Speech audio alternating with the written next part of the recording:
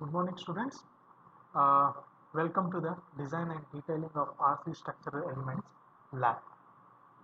This class, we have clearly explained and you have learnt the detailing of the simply supported beam.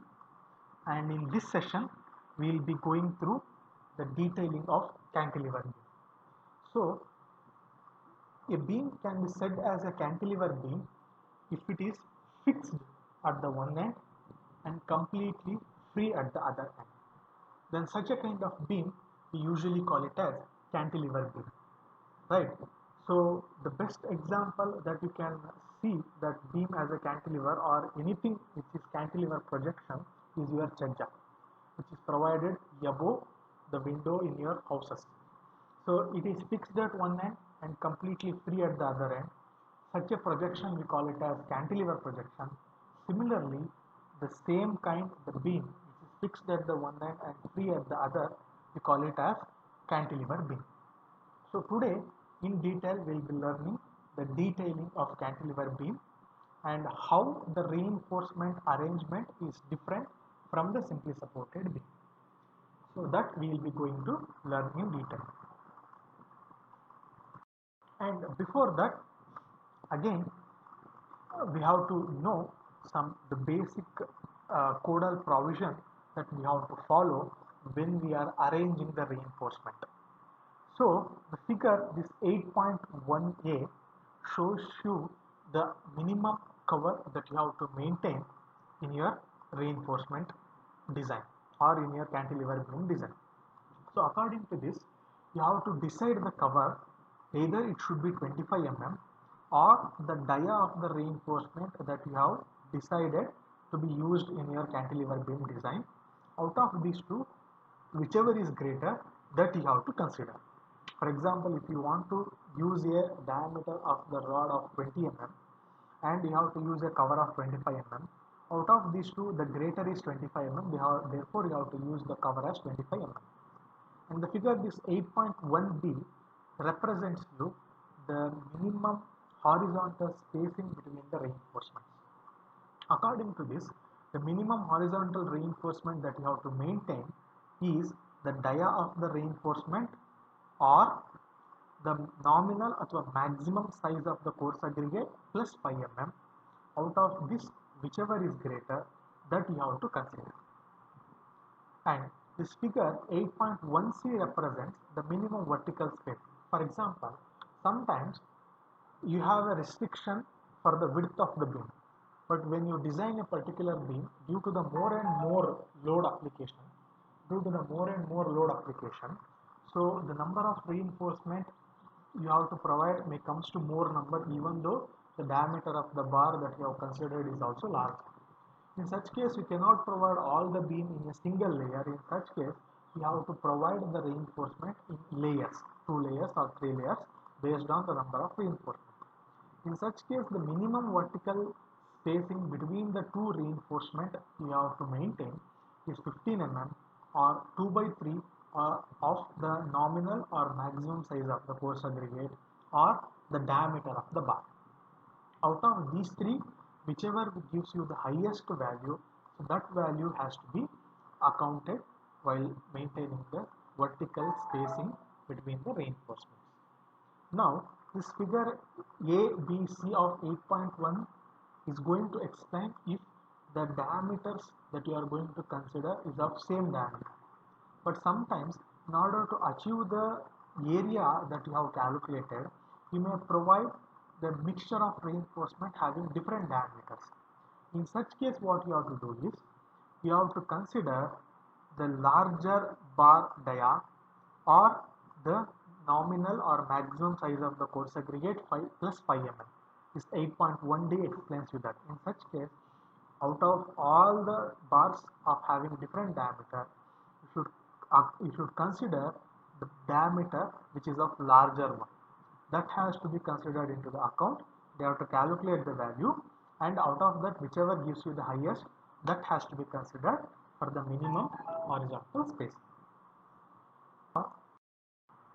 This diagram, this slide will explain you what are the basic reinforcement presents in a beam. It may be a simply supported, or it may be a cantilever, or it may be a continuous. There are mainly four reinforcement that you have to be considered. First is the main bars, which is provided at the bottom of the reinforcement or top of the reinforcement. The second one is the hanger bar, which may be provided at the bottom or the top. Third one is the stirrups, and fourth one is the side face reinforcement. The side face reinforcement come into picture only if the depth of the beam is more than 750 mm. When the depth of the beam is more than 750 mm, it creates the lateral buckling of the beam. In order to avoid the lateral buckling, we are going to provide side face reinforcement. Otherwise, side face reinforcement doesn't come into picture.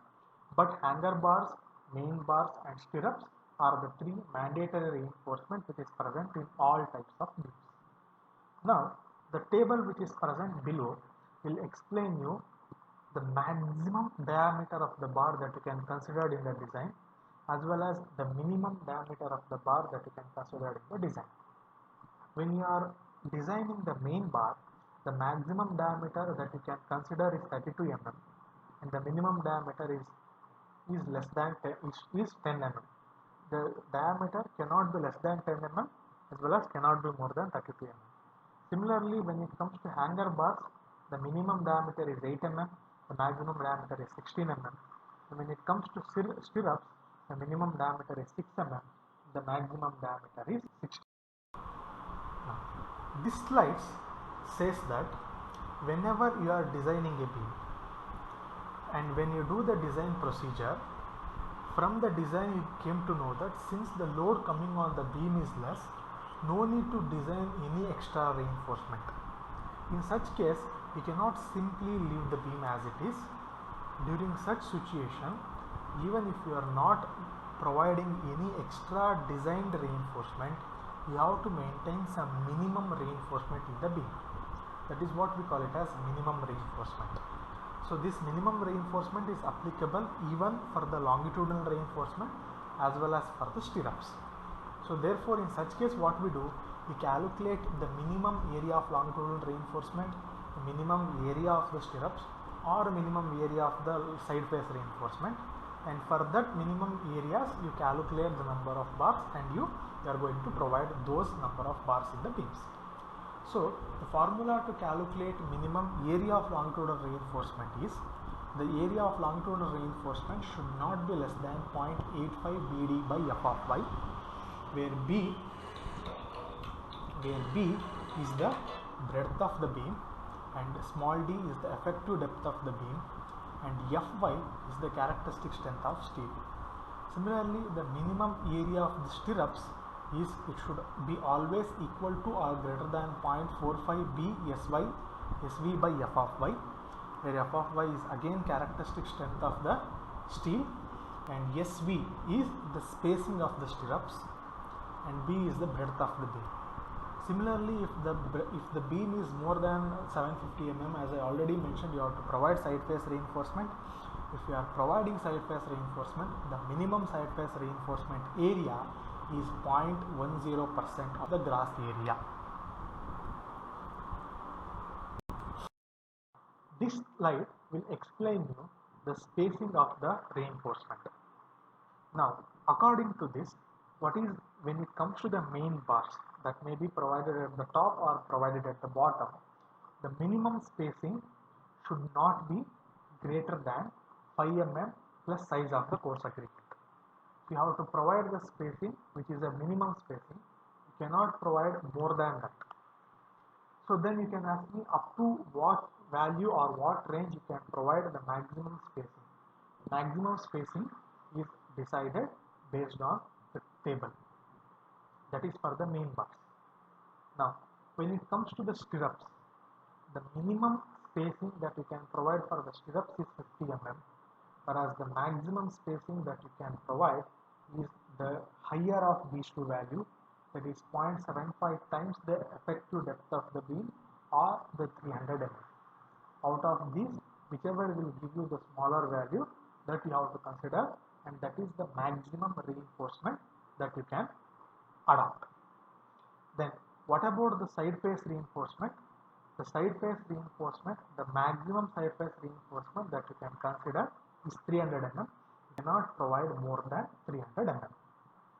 That is side face. Now, this will give you the reinforcement detailing of the cantilever beam. As I already told, the cantilever beam will be fixed at the one end and it will be completely free at the other end. And whenever you are designing a cantilever beam, there are two ways of designing. So the one way of designing is you can make the cantilever projection of the beam completely an uniform section, or you can also make the cantilever projection of the beam as a tapered section, that is varying depth of the section. So usually the second one is adopted because in order to make the design more economical. And one more important parameter that you have to consider in the cantilever beam design is, in cantilever, the maximum tension will be acting on the beam at the top of the beam, whereas the compression will be acting at the bottom of the beam. Whereas in simply supported, the tension will be acting at the bottommost fiber, compression will be acting at the topmost fiber. But in cantilever, the tension will be acting at the topmost fiber, the compression will be acting at the bottommost fiber. Therefore, here the main longitudinal reinforcement, that is tension reinforcement, is provided at the top, whereas the hanger bars or the compression reinforcement will provide it at the bottom. Now, according to this, this is a support. It may be a column or it may be any wall, and this is the continuation of the beam, and you have to design this cantilever beam. And here they have considered a cantilever projection of varying depth. The depth will be more near to the support and depth will be less at the free end. Now, here also, whenever you are providing the main longitudinal reinforcement to resist the tension at the top of the cantilever beam, similar to a simply supported beam, we are not going to provide the reinforcement throughout the length of the beam. Again here, the maximum moment will be present near to the support, the minimum moment will be present at the end of the support, at the end, that is at the free end. Therefore, we will be providing all the longitudinal reinforcement near to the support, and you can curtail the bars when the reinforcement is moving towards the free end. Therefore, if I see this 0.5 L or LD, so this L is the effective length. Again, you have to calculate from the center of this support to the outermost distance. So that will give you the effective length.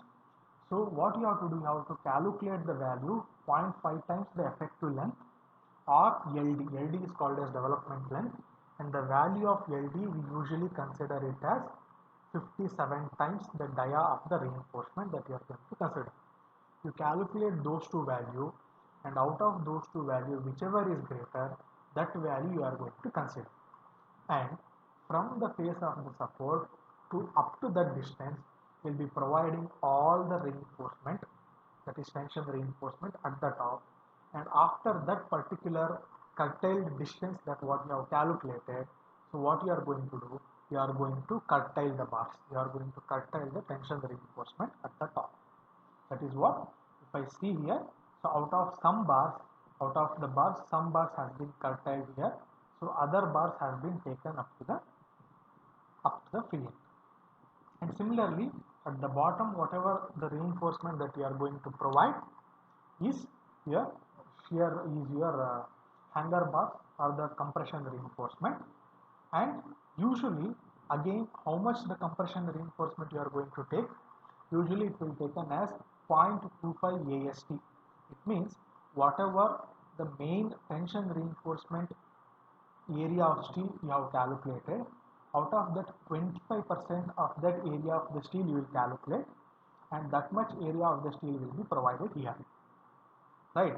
So if it is coming less than, when you calculate that area of the steel and if you calculate number of bars, it is coming less than 2 bars, you have to provide minimum 2 bars, otherwise you can provide the number of bars that what you have calculated. For example, got the main reinforcement which is provided at the top as 6 numbers. If it is 25% of that, you can provide 2 to 3 bars at the bottom. If I see here, near to the support you are providing AST, it means all the bars you are providing. When it comes to the free end, you are providing 0.5 AST, it means half of the bars has been cut tight. And the bottom reinforcement, when it goes to the support, what you have to do is you have to provide a extra length, that what we call it as development length. So that is from the face of the support to the inner face, to the inside of the support. And this distance, whatever they are showing from here to here, that is what we call it as development length, which is equal to LD by 3. Now we'll take one problem, and then for that problem we will do the reinforcement. Reinforcement they have told, main reinforcement they have told 4 number of 16 mm diameter with 2 numbers curtailed at 1 meter from the floor. This reinforcement is the main reinforcement.